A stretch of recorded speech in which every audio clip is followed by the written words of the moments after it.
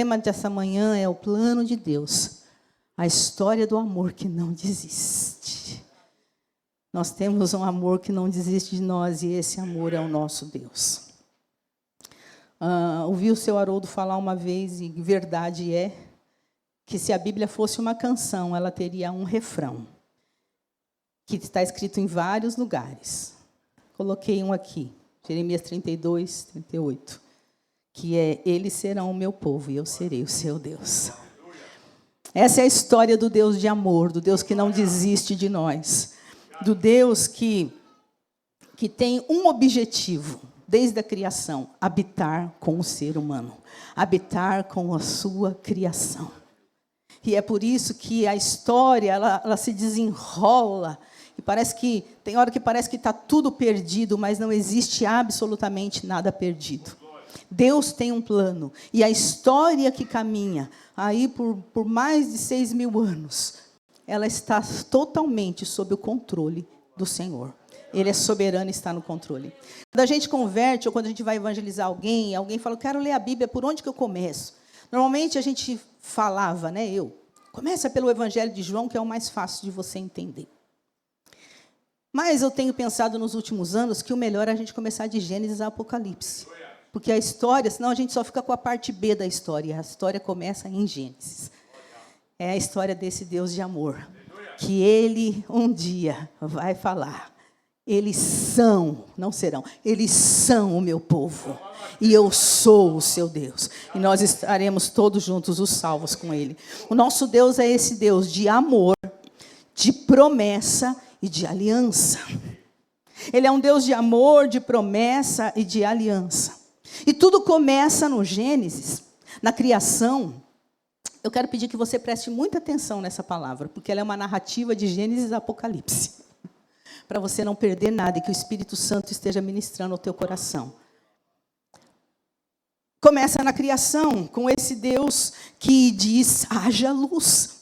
E a luz acontece, Ele vai criando pelo poder da sua voz: haja. Você já imaginou como isso vai acontecendo? Eu acho que a nossa mente não consegue imaginar como vai acontecendo. Deus fala e vai acontecendo. Estrelas, sol, tudo o que Ele vai fazendo. Ele faz um belo jardim, com muita vegetação, com muitas flores, com muitas árvores frutíferas. E Ele fala, a Trindade fala, o Pai, Jesus e o Espírito Santo: agora façamos o homem à nossa imagem e à nossa semelhança.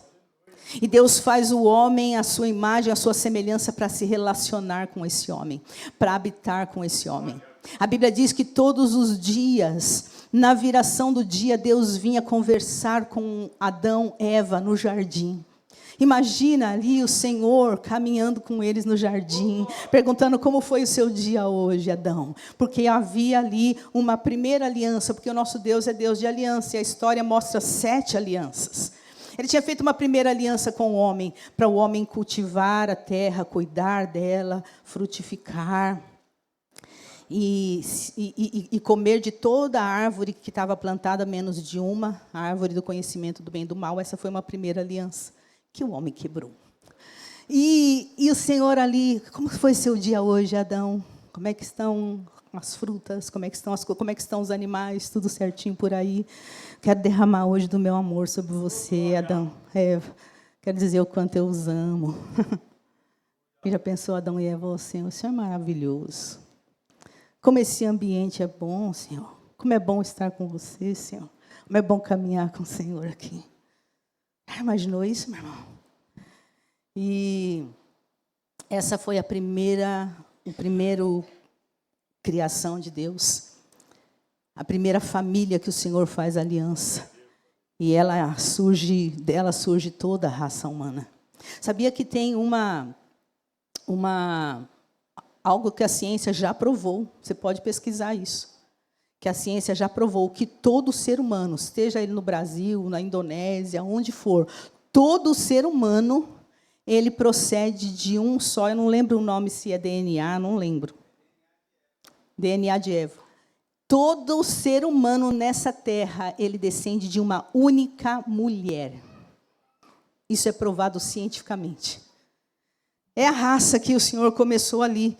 E a gente sabe que o homem quebra essa aliança. Mas o nosso Deus é o Deus do amor que não desiste.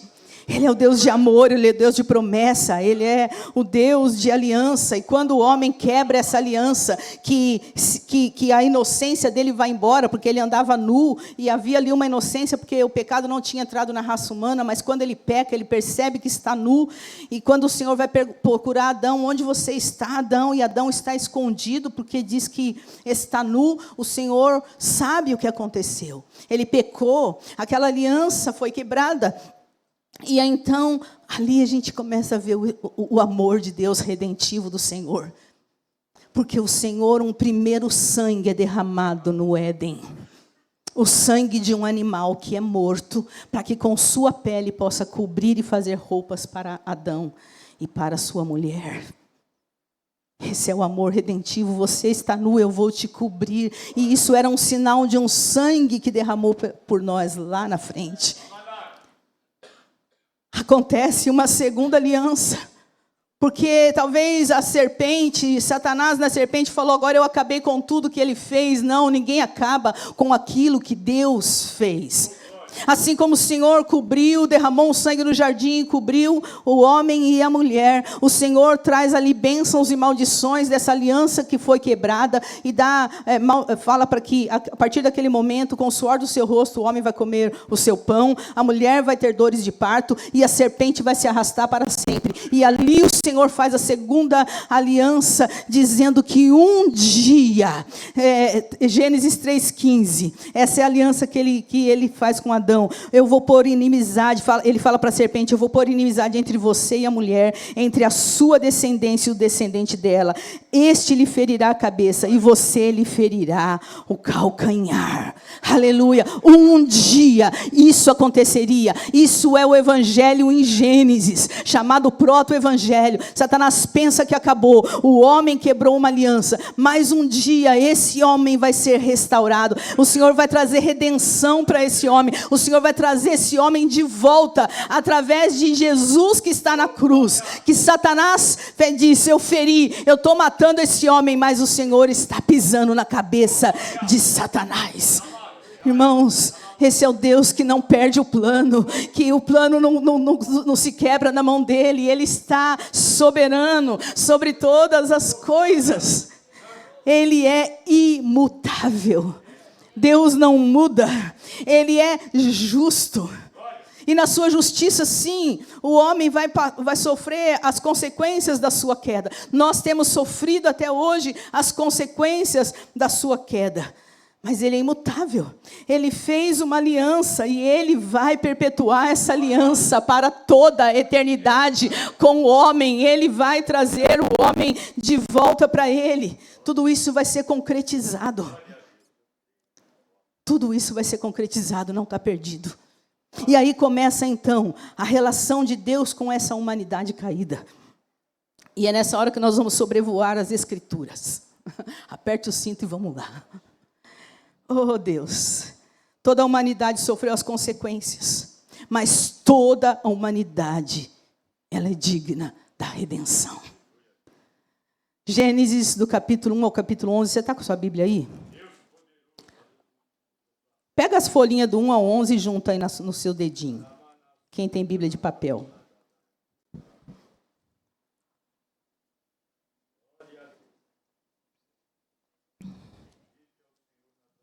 Pegou?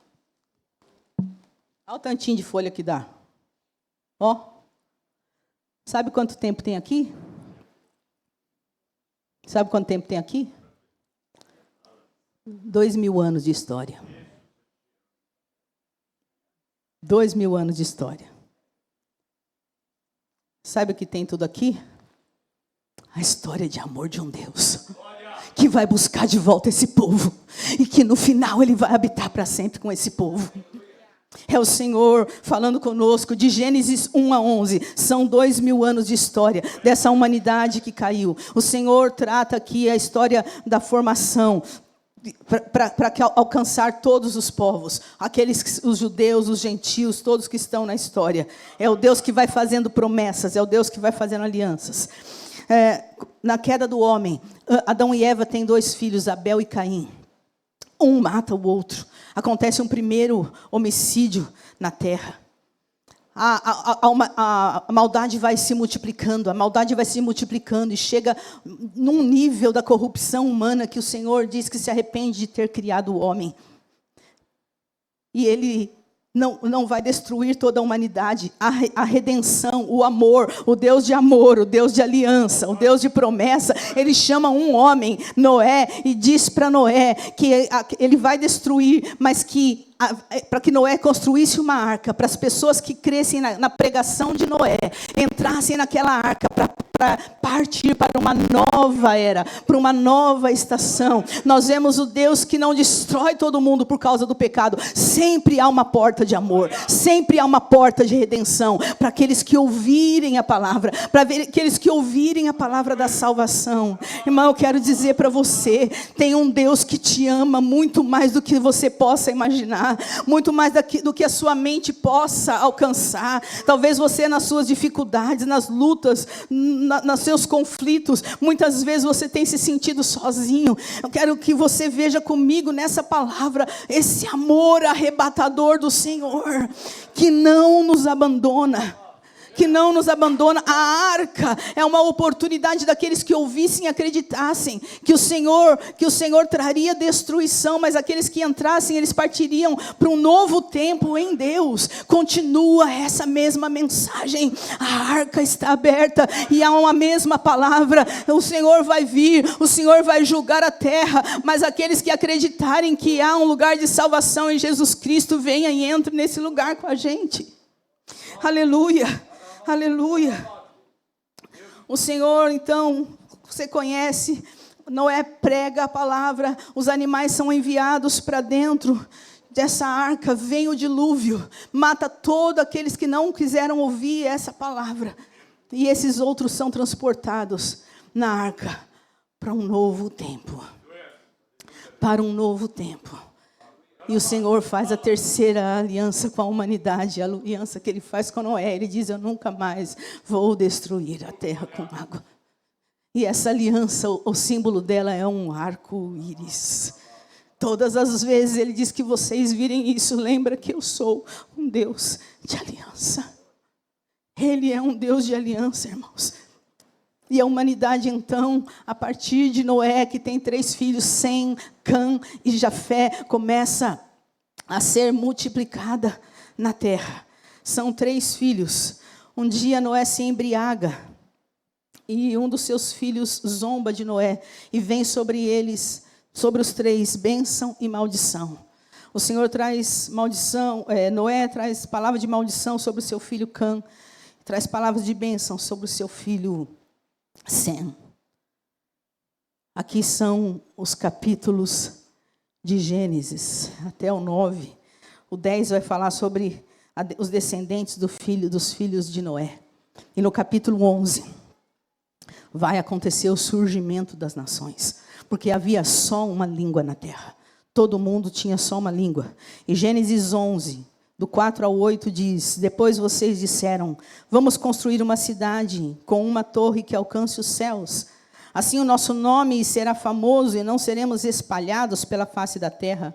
O Senhor desceu para ver a cidade, a torre que os homens estavam construindo, e disse o Senhor, eles são um só povo e falam uma só língua, e começaram a construir isso. Em breve nada poderá impedir o que planejam fazer. Venham, desçamos e confundamos a língua que falam para que não entendam mais uns aos outros. Assim o Senhor dispersou dali por toda a terra e pararam de construir a cidade. Mais uma vez a maldade humana. Mais uma vez, vamos construir para que o nosso nome seja famoso, para que a gente seja como Deus. Então o Senhor vem e confunde as línguas. As pessoas já não se entendem. Daí começam então os vários idiomas. Daí surgem as nações. Gênesis de 1 a 11. Mas o nosso Deus é um Deus de amor, é um Deus de aliança, é um Deus de promessa, é um Deus que o amor dele não desiste de nós. Então, Gênesis 12, o Senhor chama um homem do meio daquele povo, um homem cujo seu pai era idólatra, um homem que vivia no meio da idolatria. Deus chama esse homem e faz para ele promessas.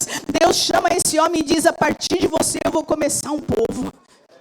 Aleluia. E Gênesis 12, do 1 ao 3, o Senhor chama Abrão e diz: sai da tua terra, da tua parentela, da casa do seu pai, e vá para uma terra que lhe mostrarei. Eu farei de você o quê? Uma grande nação. E o abençoarei, e abençoarei aqueles que te abençoarem, e amaldiçoarei aqueles que o amaldiçoar. Em você serão benditas todas as famílias da terra. Deus chama Abrão, porque vai começar dele um homem que tem 75 anos aqui, a sua mulher tem 65 anos, ela é estéril, ela já passou do período, ela está na menopausa, já passou, e o Senhor está falando para ele que vai fazer dele uma grande nação. O Senhor faz para ele uma promessa: eu tenho para você uma descendência, um povo, eu tenho para você uma terra, e eu tenho para você uma bênção. A bênção agora, o Senhor vai começar a formar o povo de Israel. Mas a bênção não é sobre o povo de Israel só. O Senhor está dizendo para Abraão: e em ti serão benditas quem? Todas as famílias da terra. Então o Senhor é o Deus de Israel, mas o Senhor é o Deus que ama todas as nações. E Ele vem para alcançar todas as nações. Irmãos, esse é o plano. Deus não perdeu o plano, Ele nunca perde o plano. Israel, sim, é a centralidade de Deus, é o povo escolhido de Deus, desde desse tempo, para que dele viesse o descendente, o governo eterno, que seria Jesus, o Messias. Esse é um instrumento. Deus tinha esse povo como instrumento para trazer o Messias na terra. A terra. Deus tem para ele: olha, Abraão, essa terra. E essa aliança vai acontecer com Abraão, que é a quarta aliança. Quando já no capítulo 15, já passou tempo que o Senhor falou isso para ele, e ainda não aconteceu. Ainda Abraão não tem filho. E aí o Abraão está ali falando com Deus, e Deus vai trazer para ele uma visão. Gênesis 15, está com a tua Bíblia aberta aí? Depois desses acontecimentos, a palavra do Senhor veio a Abraão numa visão, dizendo: não tenha medo, Abraão, eu sou o seu escudo, eu lhe darei uma grande recompensa. Abraão respondeu: Senhor Deus, que me dará se eu continuo sem filhos? E o herdeiro da minha casa é o Damasceno, Eliezer. E o Senhor continua falando com ele, que o Senhor vai dar herdeiros, que o Senhor vai cumprir a promessa, porque o nosso Deus é um Deus de amor, é um Deus de promessa, é um Deus de aliança. O Senhor vai falar para ele, sim: Abraão, olha as estrelas do céu, vê se você pode contar essas estrelas. Imagina o Senhor trazendo Abraão daquele momento, dizendo assim: até agora minha promessa não cumpriu, vem cá, Abraão, vem cá. Olha, hoje, quem mora em São Paulo vê pouca estrela, né? Mas quando você vai no interior ou no Nordeste, você consegue ver mais? Imagina naquela época, então. Abraão, olha, você pode contar? Assim vai ser a sua descendência, Abraão. E sabe essa terra que você está aqui peregrinando, que eu mandei você sair lá de Ur dos Caldeus e peregrinar essa terra? Sabe essa terra que você está peregrinando? Essa terra eu vou dar para a tua descendência, Abraão. A minha bênção vai ser sobre você, Abraão. Oh, Senhor, esse é o Deus de amor, irmãos. É o Deus de aliança. E o Senhor respondeu, então o Senhor vai fazer com ele ali uma aliança. Traz então, Abraão, uma novilha, traz uma cabra, traz um cordeiro, cada qual de 3 anos, uma rolinha e um pombinho. E aí você vai partir esses animais, e essa será a nossa aliança. E a aliança era feita assim: os dois fizeram aliança, nós dois vamos passar para o meio desse animal aqui. Porque quem descumprir essa aliança vai acontecer assim, ó. Como aconteceu com esses animais, se descumprir a aliança. Aí sabe o que acontece? Começa a vir ali as aves em cima daqueles animais, e o Abraão começa a abanar, querer espantar aquelas, até ficar cansado e pegar no sono. Quando ele pega no sono, a Bíblia diz que passa um fogo e um fogareiro no meio daqueles animais. O Deus de amor, de misericórdia, de redenção, disse: se Abraão passasse aqui, ele é humano, o pecado ainda está na raça humana, mas quem vai passar é o Pai e o Filho, é o fogo e o fogareiro, porque o homem descumpriu e um homem vai pagar, e esse homem lá na cruz pagou, quando o corpo dele foi despedaçado no nosso lugar, porque se o homem caiu, um homem pagou a nossa aliança quebrada, que foi Jesus Cristo. Irmãos, que amor é esse? Que amor é esse? E aí, aí o Senhor cumpre a aliança, a Sara vai se precipitar, vai dar escrava para que Abraão tenha um filho com ela, e dessa escrava nasce Ismael. E o Senhor fala: não é esse que é o filho da aliança, o filho da aliança é o outro, e o Senhor depois dá Isaque. E Isaque é o filho da aliança.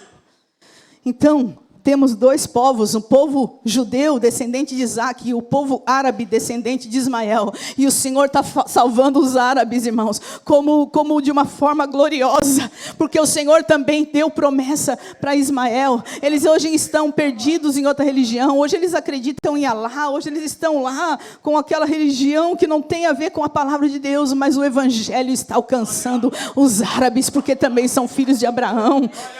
Sabia que no Irã é a igreja cristã que mais está crescendo no meio daquele regime tão difícil, porque Deus faz. Então, o Senhor escolheu Abraão para fazer o seu povo. De Abraão nasce Isaque, e de Isaque nasce Jacó e Esaú. E de Jacó nascem 12 filhos, que vão formar as 12 tribos de Israel. E dos seus 12 filhos, José, invejado pelos seus irmãos, é vendido como escravo para o Egito. E é de José, o Deus de aliança, o Deus de amor, o Deus que não desiste, o amor que não desiste. Ele levanta José no Egito porque existe um plano que está sendo escrito. Há uma história, irmãos, que está sendo escrita. O que Deus disse para Abraão na aliança de Gênesis 15? Eu vou dar essa terra para a tua descendência. Só Abraão, que é a 4ª geração que vai receber essa terra. É daqui 400 anos. E em 430 anos vai acontecer. Mas o Senhor está escrevendo a história.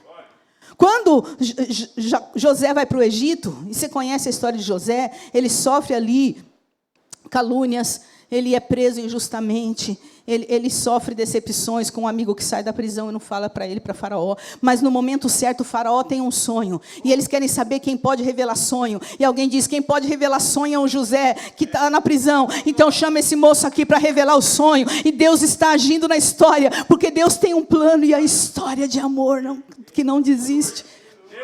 Aleluia. O sonho do Faraó eram de 7, não vou contar muitos detalhes, irmãos, vamos só passar. De 7 vacas magras e vacas gordas, de 7 espigas cheias, de 7 espigas coisadas. Aí, a pressa vai fazendo perder as coisas. Desdentada. Aquele moço diz: vai acontecer 7 anos de fome no Egito. Mas se a gente se preparar, se a gente guardar alimentos, se a gente estocar alimento, vai dar certo.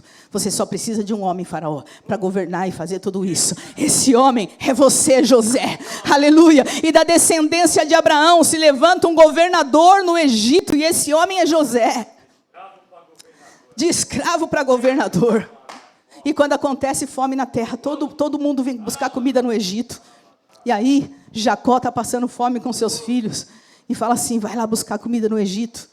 E a forma como José tem de trazer o seu pai e os seus irmãos para dentro do Egito. A história vai se desenrolando até que ele fala: traga o pai de vocês para cá. E um dia chega Jacó, que pensa que seu filho José está morto. Ele reencontra. Vem Jacó, vem seus filhos, vem as noras, vem o neto, tudo para dentro do Egito. Chegam num grupo de 70 pessoas. E aí, sabe o que acontece? Eles vão se multiplicando no Egito. Quando vai bater os 400 anos, já são milhares de pessoas no Egito. E já foram escravizados, porque o povo ficou com medo desse povo que estava crescendo demais. Mas o Deus tem um plano. O homem que pecou, o homem que caiu, as promessas da aliança, agora o povo todo escravo no Egito. Não, peraí, Deus tem um plano, a história do amor, que não desiste, está tudo dentro do plano. O Senhor não está perdido. Não está perdido, mas o povo é escravo, mas o Senhor vai trazer libertação sobre esses escravos. E então Deus levanta Moisés e diz para Moisés: vai tirar o meu povo do Egito. Vai tirar o meu povo do Egito. Fala para eles que eu tenho para eles uma terra boa, uma terra que mana leite e mel, e eu vou tirar eles do Egito, eles vão sair de lá do Egito com as riquezas do Egito. E Deus cumpre essa palavra, igreja. Deus cumpre essa palavra. Deus cumpre essa palavra com milagres, sinais, prodígios, maravilhas, as 10 pragas. Deus tira o seu povo do Egito de forma extraordinária. Um povo que passa, que o mar se abre para que eles passem. Aleluia. E quando eles estão caminhando no deserto, que também é um povo difícil, que só a graça. Mas Deus ama. Capítulo 19 de Êxodo. Acontece a 5ª aliança. A aliança de Deus com Moisés e o seu povo. E o Senhor fala para aquele povo. 19, do 4 ao 6. Vocês viram o que eu fiz aos egípcios? E como levei vocês sobre as asas da águia? E como os trouxe para perto de mim? Olha o Deus que quer a gente perto, irmãos. Olha o Deus que quer que a gente habite com Ele. Agora, pois, se ouvirem a minha voz e guardarem o quê?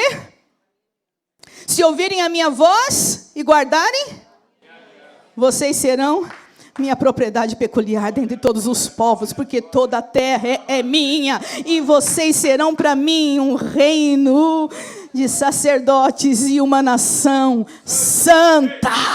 Oh, glória a Deus! Deus continua com a sua promessa. Um povo, uma terra e uma bênção. Um povo, uma terra e uma bênção. Olha para a sua vida. Você acha mesmo que os detalhes da sua vida estão esquecidos? Você acha mesmo que você está aí caminhando com o seu GPS quebrado? É o Deus que está no controle da história da humanidade. É o Deus que está no controle da sua vida. Aleluia. Esse povo caminha 40 anos no deserto. A primeira geração, por causa da incredulidade e desobediência, morre no deserto, mas a segunda geração pisa em Canaã. A promessa da terra se cumpre. Abraão, eu vou dar na 4ª geração. Eles se cumprem, eles pisam na terra. Agora Moisés morreu sob a liderança de Josué. Então Josué vai ser aquele homem do exército que vão guerrear contra os povos que estão naquela terra, contra os cananeus. De forma milagrosa o Senhor vai dando vitória e eles vão tomando posse daquelas terras. O Senhor disse: destruam todos os cananeus. Desobedeceram, não destruíram todos os cananeus. Josué morre e ele não deixa um segundo.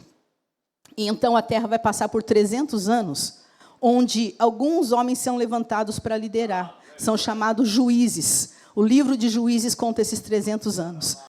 Então, quando levantava um juiz que amava a Deus e obedecia, ia de vento em popa. Quando levantava um juiz que não obedecia o Senhor e pecava, era só destruição. São 300 anos. E toda hora está escrito no livro de Juízes. E nesse tempo não havia rei em Israel. E nesse tempo não havia um governo certo em Israel. O Senhor levanta um profeta chamado Samuel. Ele foi um grande juiz. Ele foi um grande juiz, um melhor juiz. Ele era juiz, sacerdote e profeta. Estava caminhando as coisas, mas o povo pede para ele um rei. E quando o povo pede para Samuel um rei, isso entristece o coração dele. Não porque o povo queria um rei somente por isso, mas eles falam: nós queremos um rei como todas as outras nações têm. E as nações eram nações pagãs.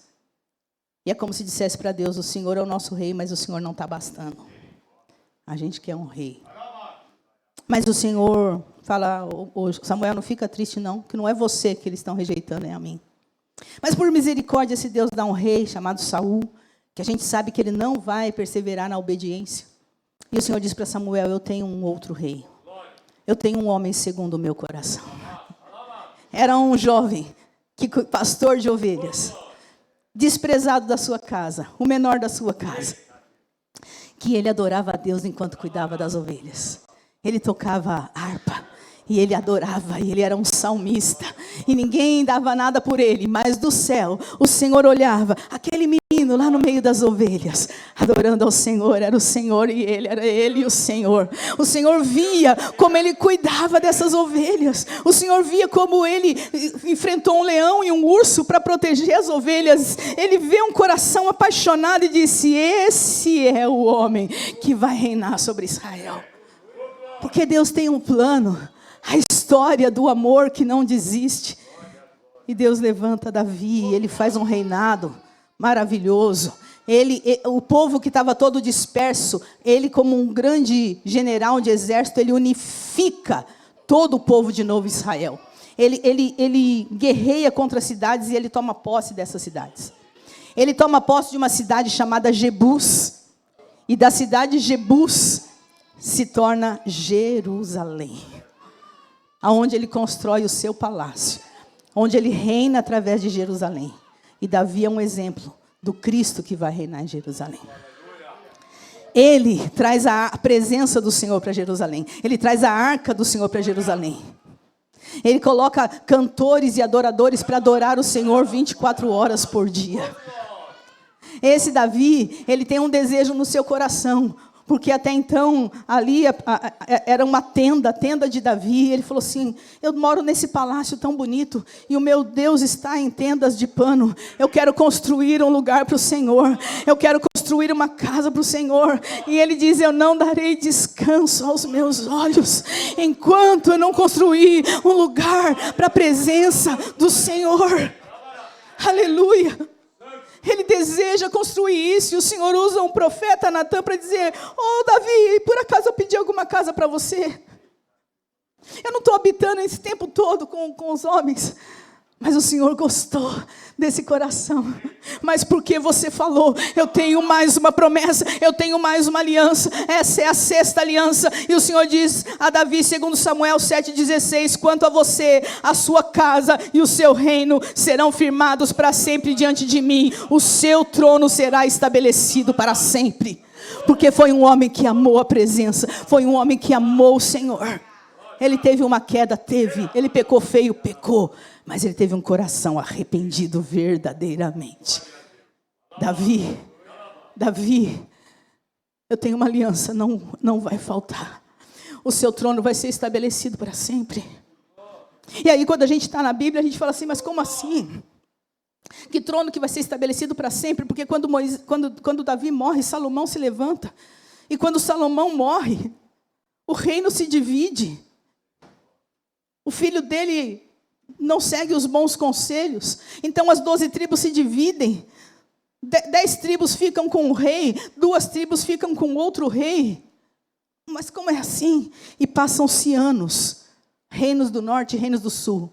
Quando você lê livro 1º e 2º Reis, quando você lê 1º e 2º Crônicas, você vê, esse se levantou e fez o que o Senhor se agradava, e Deus prosperou. Esse se levantou e fez o que o Senhor desagradava, e esse aconteceu isso. Era altos e baixos, altos e baixos. Mas como assim? Que reino é esse quando o Senhor falou sobre esse reino que será estabelecido para sempre? O seu descendente Davi, que vai assentar no trono eterno, é o descendente de Davi, chamado Jesus Cristo de Nazaré.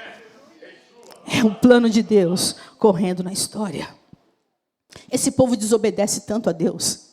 E o Senhor, por causa do seu amor, das suas promessas, da sua aliança, Ele começa a levantar os profetas para falar para o povo: vocês precisam voltar para mim, vocês precisam me obedecer, vocês precisam deixar o pecado, vocês precisam deixar a idolatria, vocês precisam deixar a imoralidade, vocês precisam deixar tudo isso. O povo obedeceu?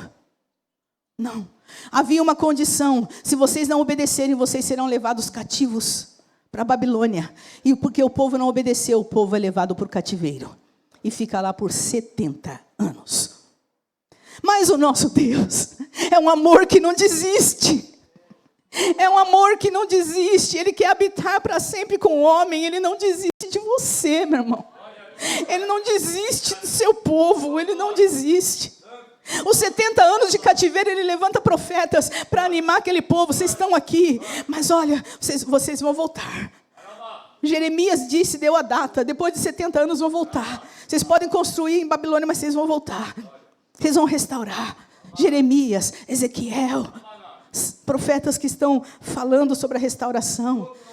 Quando eles são liberados por o rei Ciro, que ele se levanta lá para restaurar, Neemias, Zacarias, Ageu, Malaquias, está contando essa história desse povo que volta do cativeiro para restaurar a cidade que está destruída. E o Senhor continua amando esse povo. Só que agora eles não têm mais rei. Eles se tornaram ali, estão de volta na terra, mas sob o domínio ainda do Império Babilônico. E vão passar muitos anos, a Babilônia cai, levanta o Império Persa, eles ainda não têm autonomia da terra, eles estão debaixo dos persas. Cai os persas, vem os gregos, eles ainda não têm autonomia da terra, eles estão sobre o Império Grego. Cai o Império Grego e vem o Império Romano, eles não têm autonomia da terra, embora estejam lá. Eles estão sobre o Império Romano. Mas em todos esses anos de sofrimento, os profetas estão dizendo: vem aí o Messias, vem aí o Salvador, vem aí o filho de Davi, vem alguém da descendência de Davi que vai ser a esperança para vocês, que vai salvar vocês. Vem um reino que não terá fim, vem um reino que não terá fim. E aí, irmãos, um dia tem uma jovem virgem, dos seus 14 aos 16 anos, não se sabe, mas um dia Gabriel aparece para essa moça, e a promessa vai se cumprir, de um Messias que viria. Lucas 1, do 30 ao 33, eu estou dizendo, estou lendo aqui para ser mais rápido. Você ficará grávida e dará à luz a um filho, a quem se chamará pelo nome de Jesus. Este será grande e será chamado Filho do Altíssimo. Deus, o Senhor, lhe dará o quê? O Senhor vai dar o quê para o filho dela? O trono de Davi, seu pai. E ele vai reinar como? Ele reinará para sempre sobre a casa de Jacó. E o seu reinado não terá fim. Ele nasceu, ele está ali, sendo colocado no ventre da virgem. Jesus está sendo colocado no ventre da virgem. 400 anos que os profetas não falam na terra. Depois de 400 anos que o profeta não fala na terra, Maria está grávida. Ela vai para a casa de Isabel, sua prima, que também está grávida milagrosamente de João Batista. E faz 400 anos que a voz do Senhor não se manifesta. E a gente aprendeu que ela se volta na boca de João Batista, o profeta, mas na verdade primeiro ela volta na boca de Isabel, a mãe de João Batista. Aleluia! Porque quando Maria entra grávida, ela vai falar: você é a mãe do meu Senhor. Oh, Jesus! É o plano de Deus, não está tudo perdido. A história está correndo, tem muita coisa acontecendo, mas não está tudo perdido.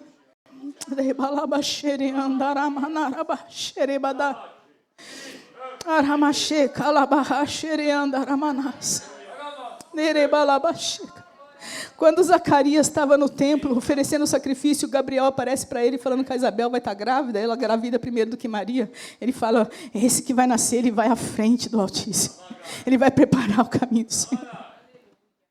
E João Batista então já está adulto, pregando ali, pregando naquela região: arrependei-vos, porque é chegado o reino de Deus. Arrependei-vos, porque é chegado o reino de Deus. Um dia Jesus está passando e ele mostra para os seus discípulos: eis aí o Cordeiro de Deus, que tira o pecado do mundo. É amor, é um amor que nos percorre. É um amor que nos percorre. É um fio de sangue de amor percorrendo a história da humanidade.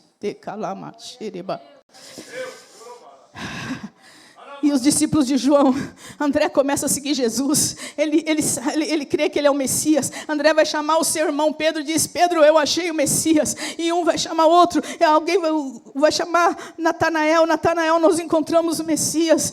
Da onde ele vem? De Israel, de Nazaré. De Nazaré não pode vir ninguém. E o Senhor vai falar para Natanael: eu te vi debaixo da figueira. Então Natanael vai dizer: mestre, o Senhor é o Filho de Deus. O Senhor é o Rei de Israel. O Rei está andando na terra, irmãos. Agora o Rei eterno está andando na terra. Agora Deus se fez carne e está andando na terra. Na terra que ele falou que ele ia dar para esse povo, mas que ainda está sob o domínio dos romanos. Ele está andando na terra.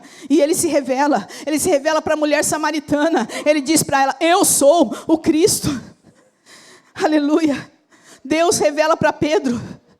Jesus fala assim para os discípulos, quem que as pessoas dizem que eu sou? Ah, você é João Batista, você é um dos profetas, é Elias, mas vocês, quem vocês dizem que eu sou? Pedro, pela revelação de Deus, disse, você é o Cristo, tu és o Cristo, o Filho do Deus vivo.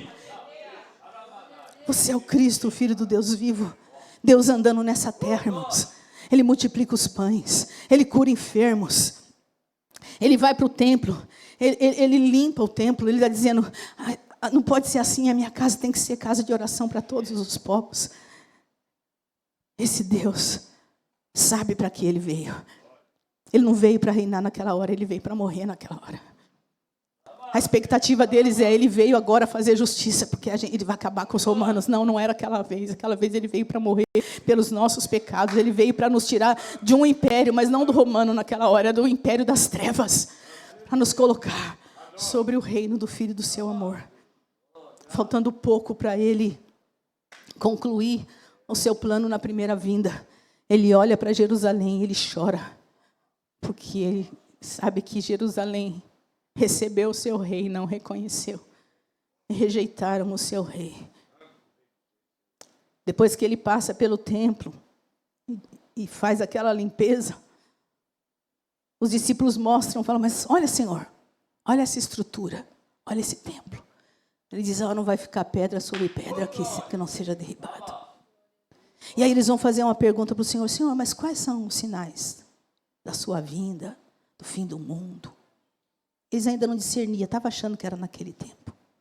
Mateus 24 e 25, o Senhor vai dar detalhes de como vai ser.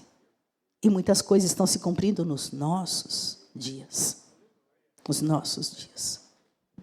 E quando eles estão pensando que vai acontecer daqui a pouco, o que o Senhor está falando, o Senhor põe uma mesa, fala para eles pôr uma mesa e uma ceia, começa a falar para eles que Ele vai ser entregue, que Ele vai ser morto. E aí eles começam a se frustrar. E aí eles não estão entendendo nada. E essa é a 7ª aliança de Jesus. Abre Lucas 22, 20.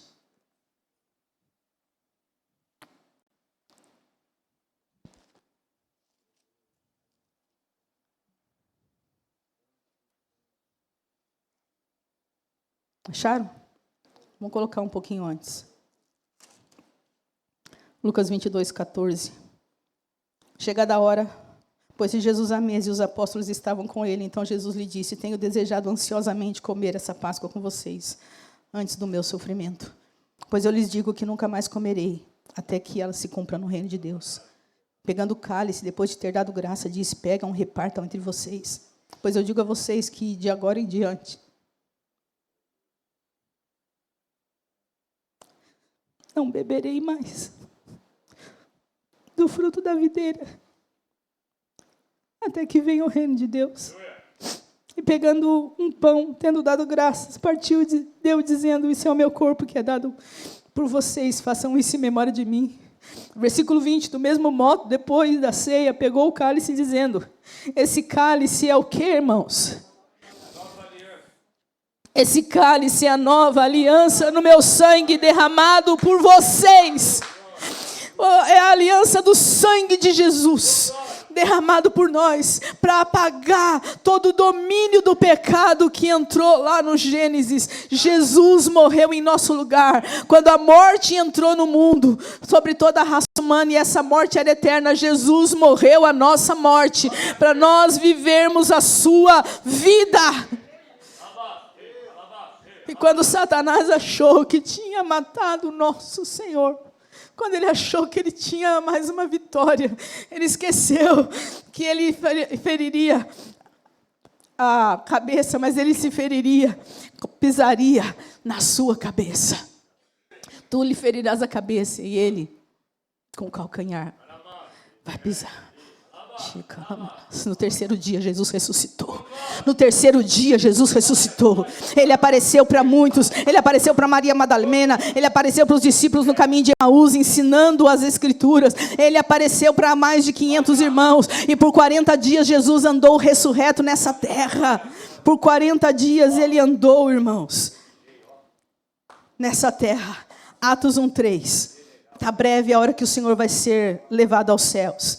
E diz, depois de ter padecido, Jesus se apresentou vivo aos seus apóstolos com muitas provas incontestáveis, aparecendo-lhe durante 40 dias e falando das coisas relacionadas com o reino de Deus. Esse reino que a gente está aguardando começar daqui a pouco. Aí os discípulos vão fazer uma pergunta. Senhor, é nesse tempo que o Senhor vai restaurar todas as coisas? Eles estão achando que está breve, que é naquela hora. E o que o Senhor vai responder para ele? Abre Atos aí. Já estou terminando. Obrigada, querido. Atos 1.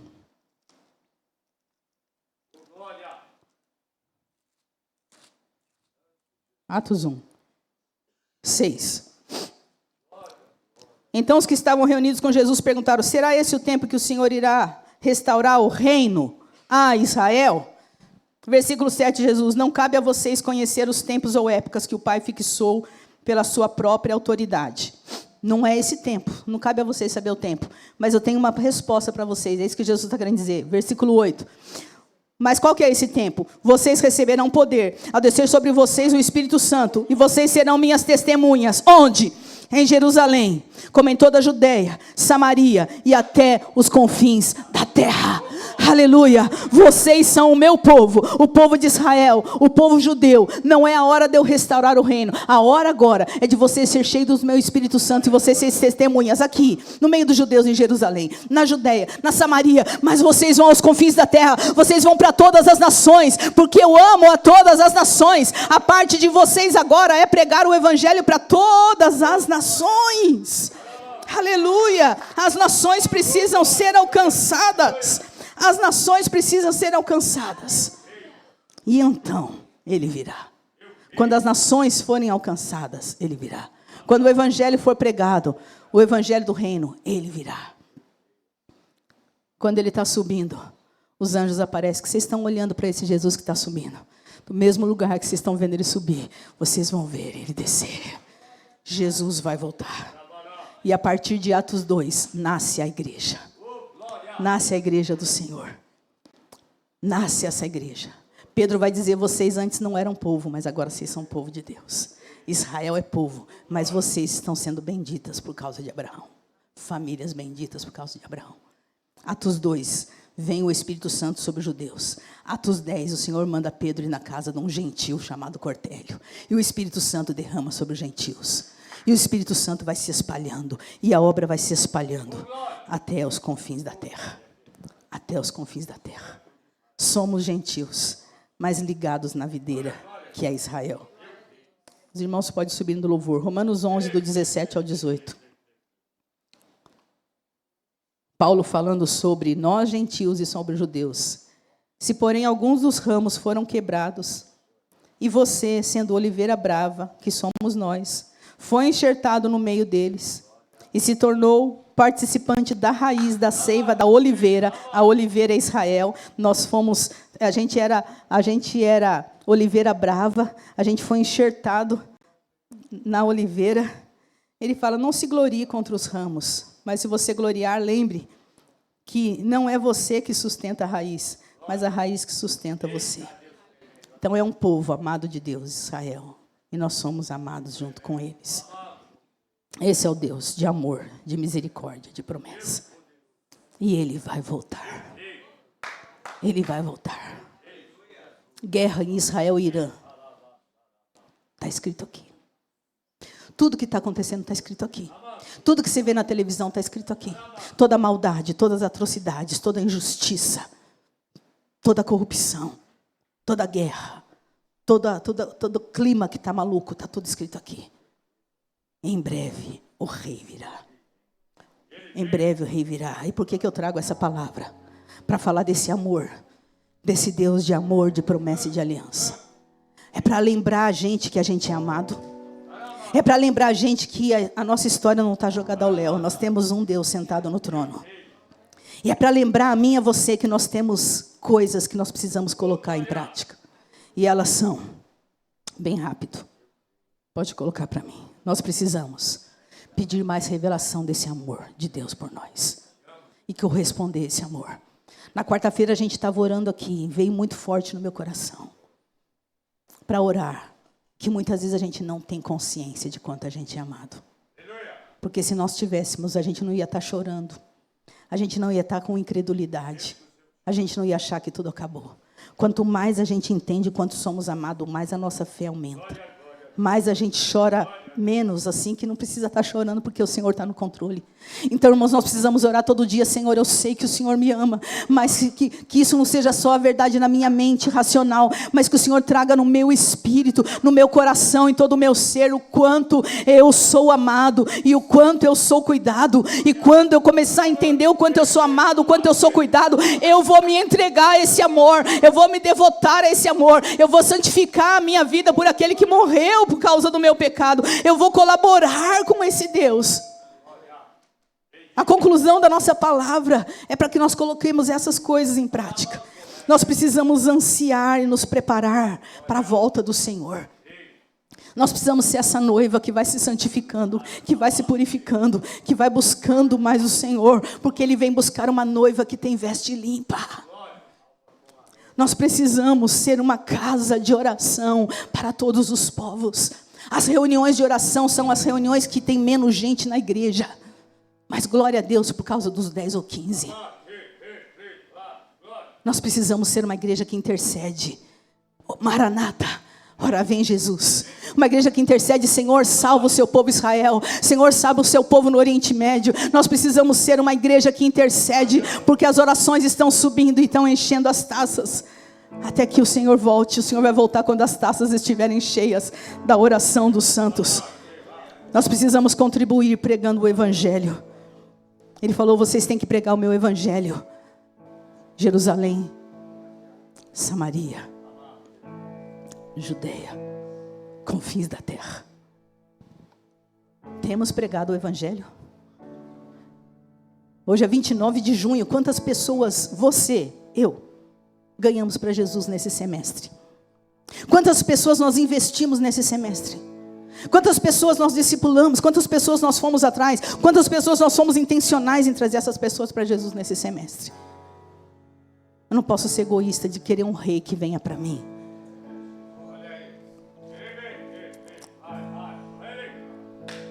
Só isso, né? Tem mais alguma?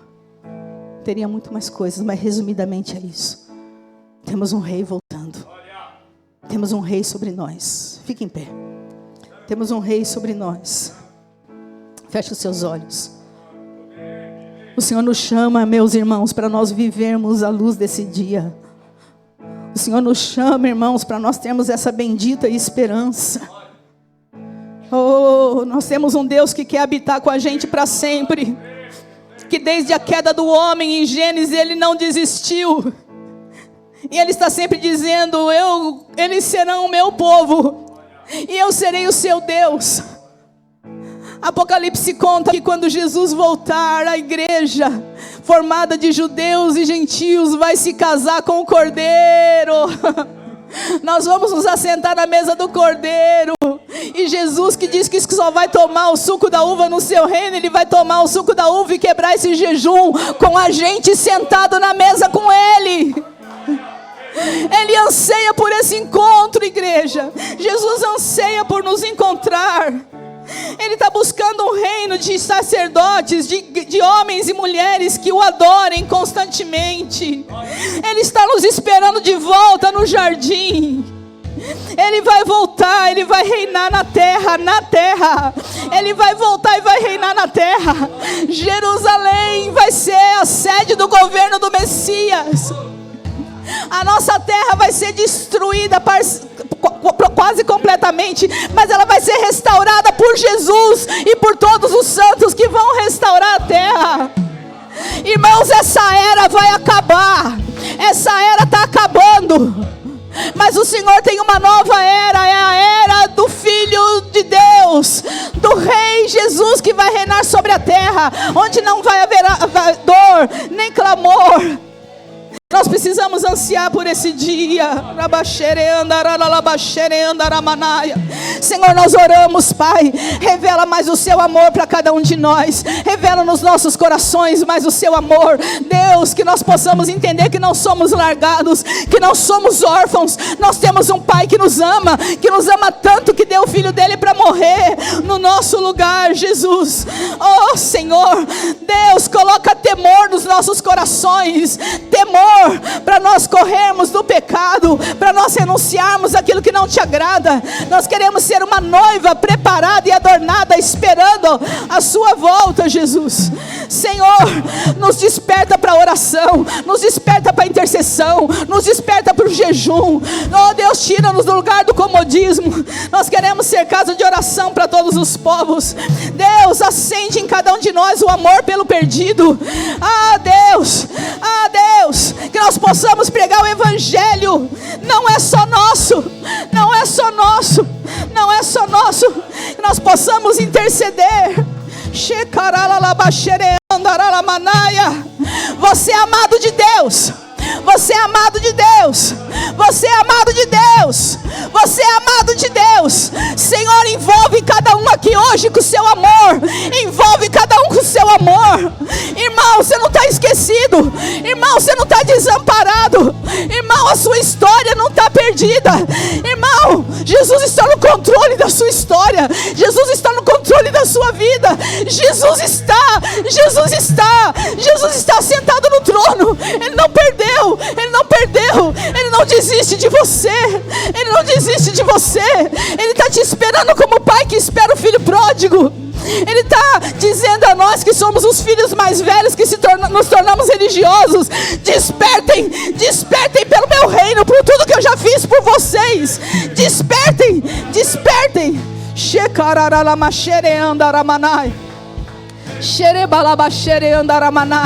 Nós vamos encerrar esse culto aqui cantando esse louvor em oração. Eu quero saber se tem alguém que estava longe dos caminhos do Senhor e quer voltar para Ele hoje.